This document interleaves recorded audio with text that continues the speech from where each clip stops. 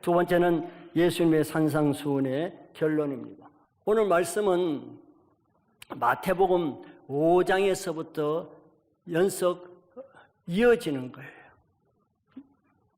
예수님이 벌판에서 사람들을 모여놓고 팔복을 전하잖아요. 마태복음 5장에서.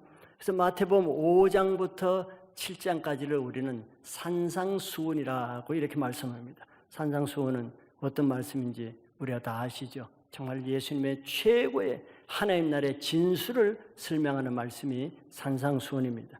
근데 오늘 본문은 5장에서 7장까지가 산상수훈인데 오늘 본문 말씀은 그 긴 산상수훈의 결론의 말씀이에요. 굉장히 중요한 말씀이겠죠. 산상수훈이 주옥 같은 말씀이잖아요. 한마디 한마디가.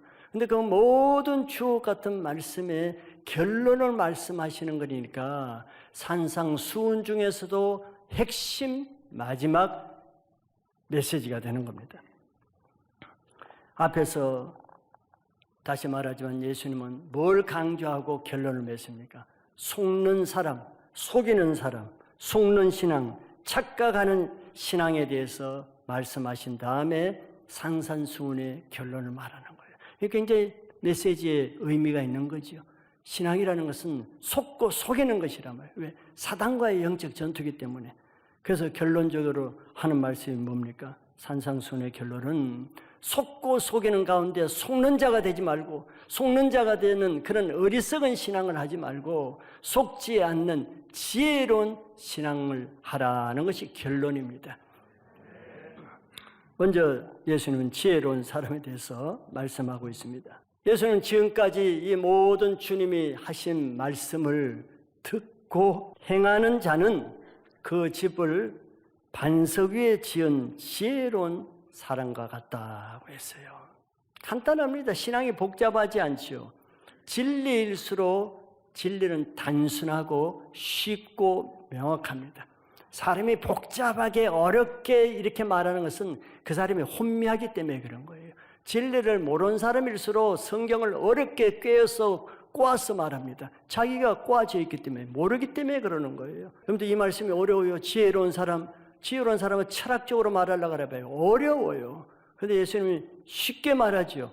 하나님의 말씀을 듣고 하나님의 뜻대로 순종하는 자가 지혜로운 사람이라는 거예요. 너무 명확하잖아요. 이해하기가 쉽잖아요. 여러분들 그렇게 믿으시죠? 그래서 우리가 신앙이 좀 어렵거나 약할 때는 이것이 흔들리잖아요. 꼭 이렇게 살아야 되는가? 아니 말씀대로 사는 것이 어리석게 보이지 않아요? 이런 시대가 이렇게 변했는데 그 몇천 년 전에 성경 말씀대로 사는 것이 시대에 뒤떨어진다고 생각하는 사람이 얼마나 많습니까? 많이 있죠. 그것이 바로 어리석은 사람의 특징이에요. 그런데 오늘 말씀은 시대가 바뀌고 성경 말씀이 몇천 년이 지나도 하나님의 그 말씀을 듣고 행하는 자는 그 주처를 반석 위에 세운 지혜로운 사람이 이런 사람이라고 예수님이 확신 있게 단정합니다. 이거 믿으시기 바랍니다.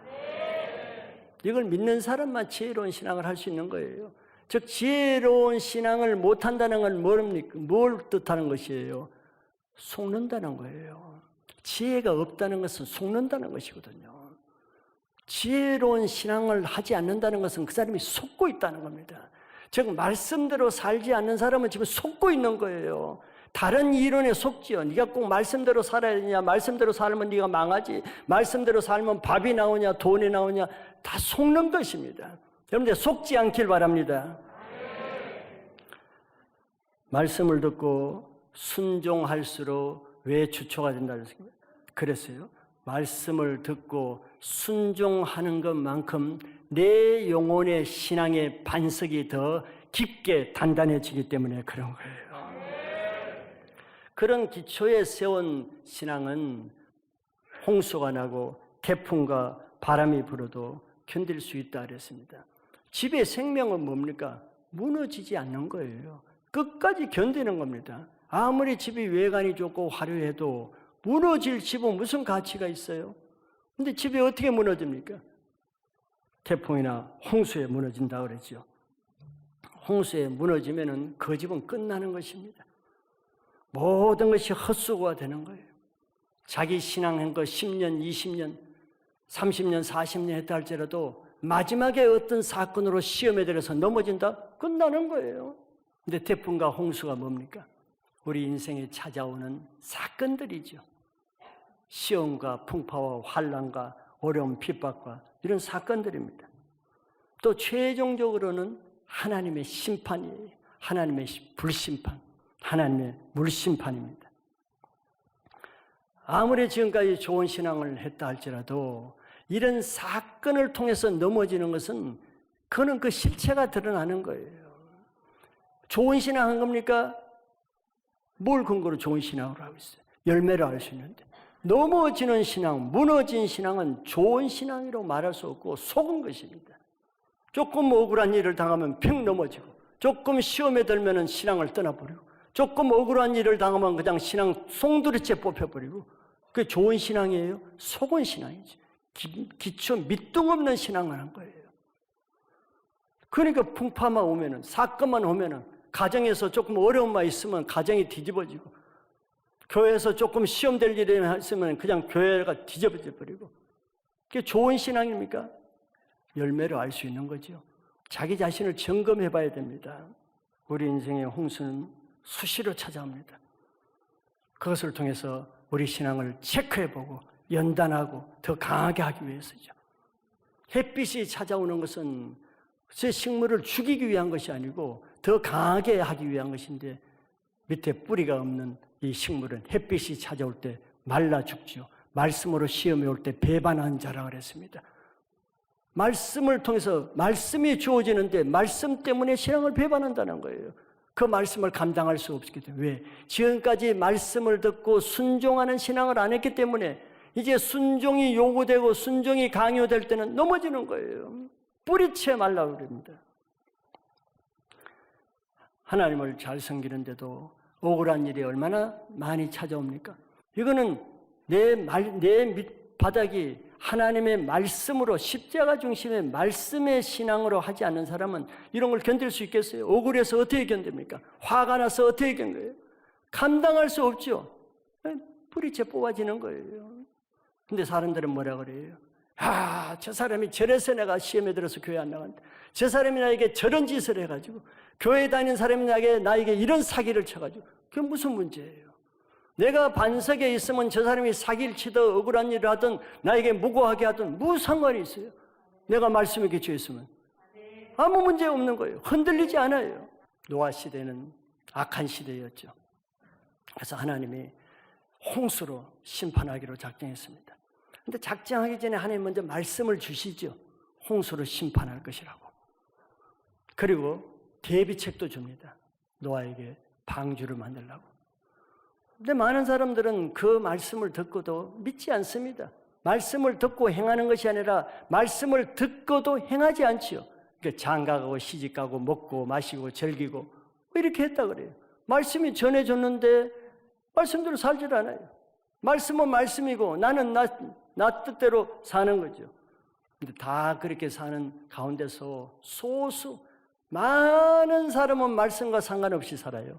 근데 소수 노아와 7 가족들은 하나님의 말씀을 듣고 순종했다 그랬어요. 방주를 만드는 거예요.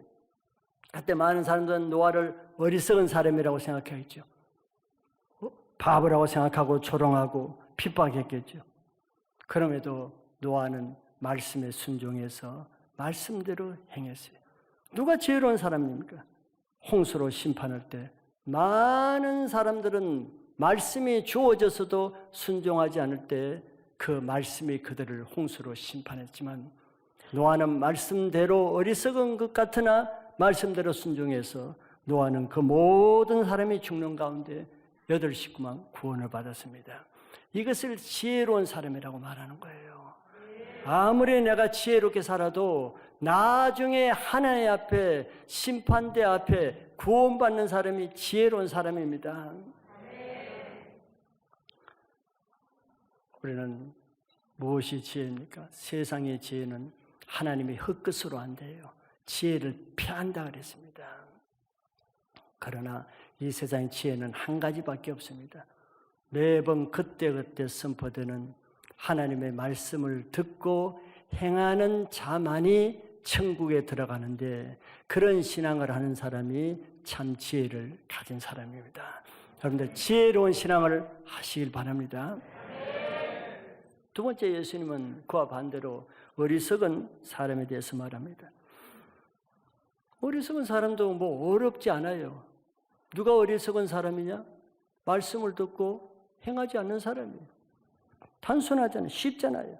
근데 그런 사람은 모래 위에 자기 집을 짓는 사람과 같다 그랬어요. 모래에 집을 짓는 이유는 뭐겠습니까? 쉽기 때문에, 갑지불이 없기 때문에, 편하기 때문에, 어렵지 않기 때문에, 빨리 지을 수 있기 때문이에요. 신앙을 손쉽게 약삭빠르게 하는 거예요. 정식으로 하지 않고 편리 위주로 하는 겁니다. 어떤 사람이 그렇게 하겠어요? 사람들은 밑 기초를 보기보다 위에 보이는 것을 중시 여기죠. 사람에게 보이기 위해서, 다른 사람보다 더 잘하는 것을 나타내기 위해서, 다른 사람보다 더 높아지기 위해서, 사람에게 보이기 위해서 하는 사람은 기초보다도 보이는 것에 신경을 쓰인 거죠. 그래서 말씀대로 살지 않고 편법으로 합니다. 자기 뜻대로 하는 거죠. 말씀을 듣기는 하지만 행하지는 않아요. 매 주일마다 말씀은 듣기는 하죠. 그러나 행하지는 않아요. 지혜롭게 보이죠. 행하는 사람이 어리석게 보이죠. 저렇게 말씀 지키느라고 낑낑거리고 손해보고 미련하게 사는 것처럼 보이죠. 자기는 지혜롭고 편하게 하는 것처럼 보이죠. 바로 이런 사람들이, 많은 사람이 이렇게 산다는 거예요. 그런데 교회 1,000명이 예배드리고 2,000명이 예배드리는데 오늘 말씀대로 말씀을 듣고 행하는 자가 많겠어요? 적겠어요? 스스로 보세요. 즉 예수님 말씀은 과장이 아닙니다. 매주일마다 하나님의 말씀을 듣고 말씀대로 행하는 사람이 몇 명이나 되겠어요? 오늘 찬송 부를 때 말씀을 행하는데 생명을 걸고 운명을 건다 그러는데 그런 사람이 몇 명이 됐어요? 많이 그렇게 하겠어요? 그러면 좋겠죠. 그런데 예수님 말씀대로 하면은 그런 사람은 매우 적다 그랬습니다. 대다수의 사람이 말씀을 듣기는 듣는데 나가서 행동하는 것은 자기 뜻대로 한다 그랬어요. 그런데 그것도 주님의 이름으로. 그런 사람이 대다수 많다는 거예요. 이런 사람이 어리석은 사람이고, 이런 사람이 모래 위에 신앙을 하는 사람이라 그랬어요.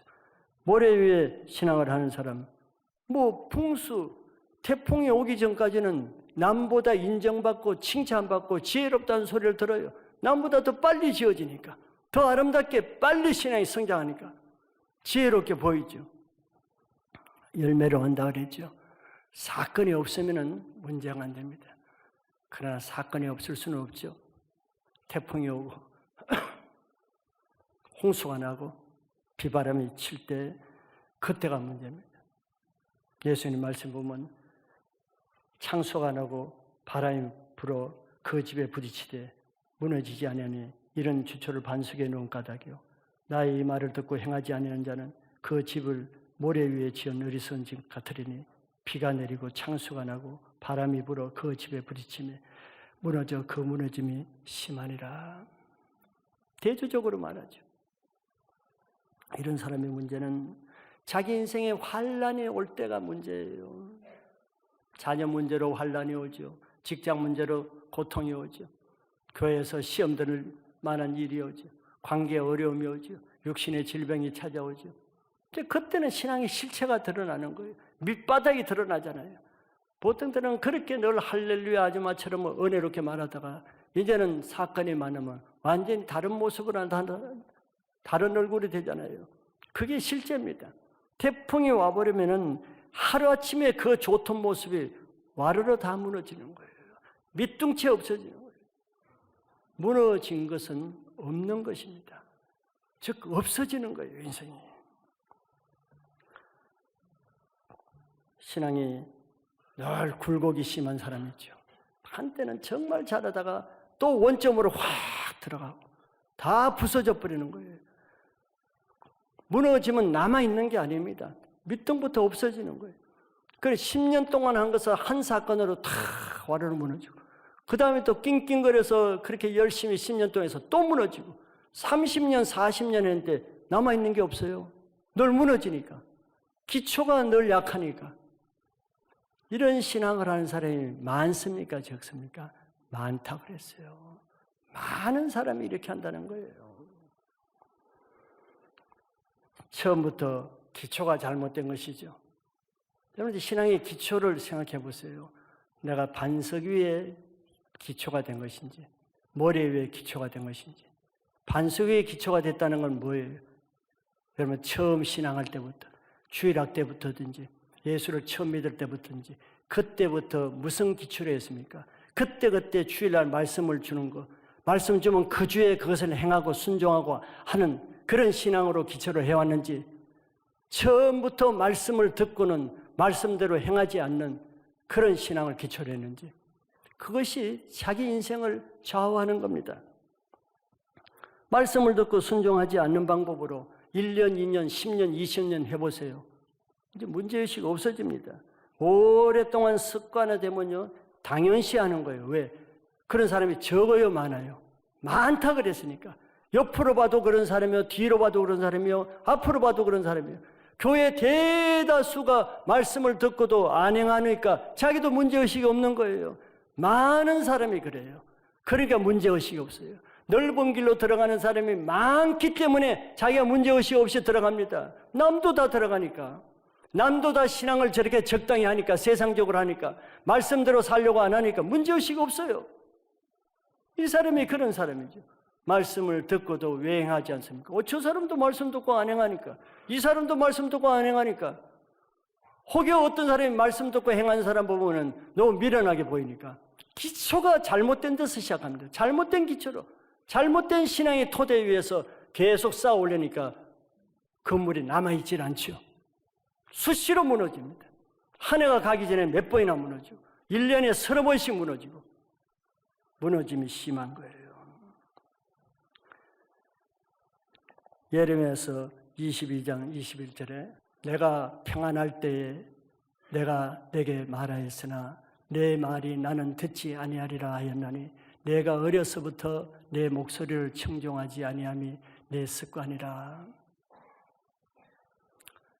편안할 때, 즉 좋을 때, 즉 사건이 없을 때, 알아들을 만한 형편이 될 때 그렇게 좋은 말로 했는데, 기초가 그런 상황에서도 말씀을 듣지 않는 데서 시작됐어요.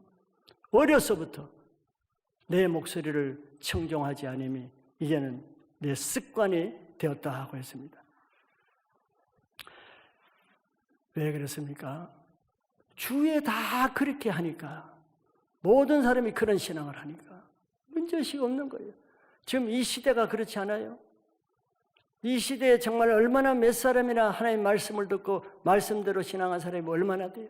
이 교회 저 교회, 이 나라 저 나라, 모든 교회들이 하나님 말씀을 듣고도 그대로 행하지 않는 것이 습관이고 유행처럼 돼 있어요. 이런 가운데 바른 모델을 보기가 어렵죠.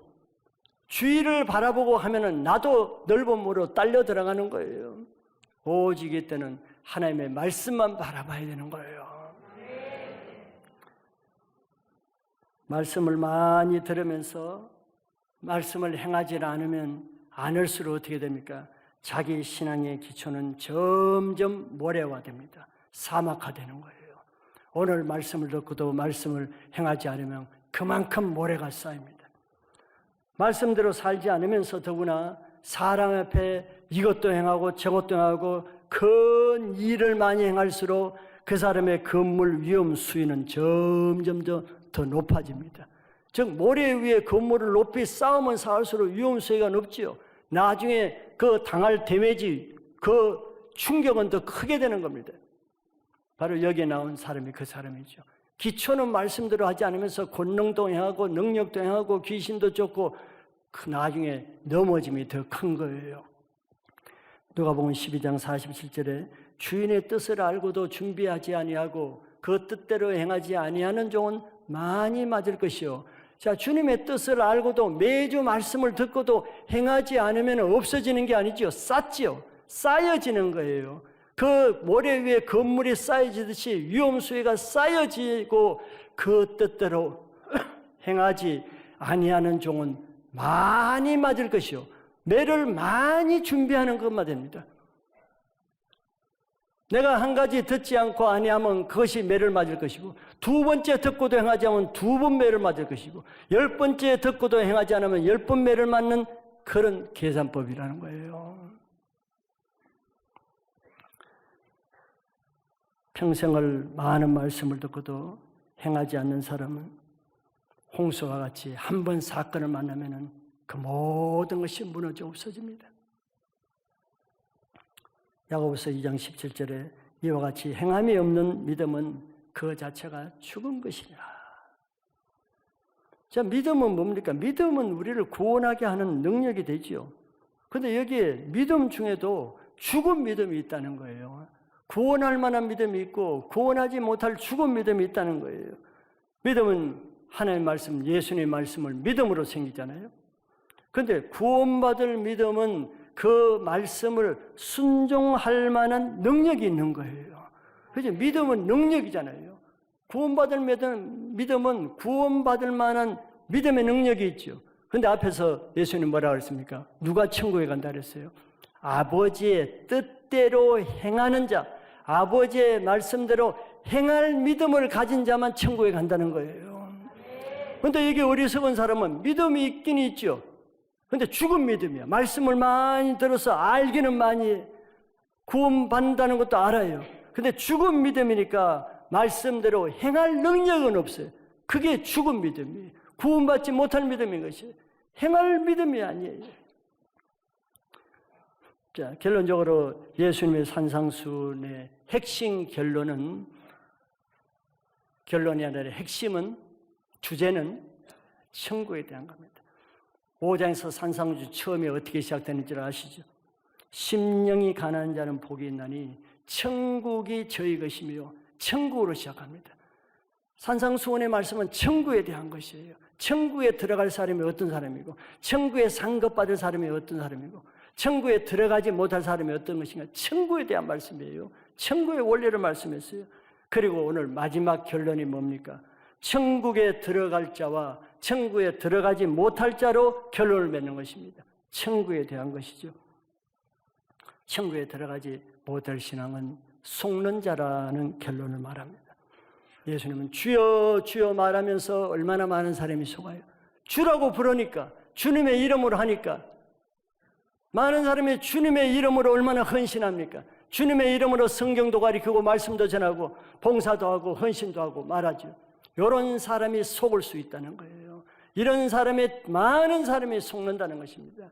왜? 그 사람이 주여 주여 하면서 속으로는 하나님의 뜻대로는 하지 않으면서 주여 주여 하는 것으로, 주님을 위해서 하는 것으로 착각하기 때문에 그런 것이죠. 우리 신앙의 실제는 천국에 가서 자기가 살 집을 짓는 것입니다. 예수님이 집을 짓기 위해서 먼저 천국에 가 계신다고 했죠. 그런데 집을 뭘로 지어요? 이 세상에서 행한 나의 행실로 내 집이 지어지는 것입니다.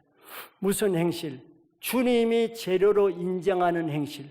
무슨 행실? 주님의 말씀을 듣고 그 뜻대로 행한 것만 주님이 인정하는 재료가 되는 거예요.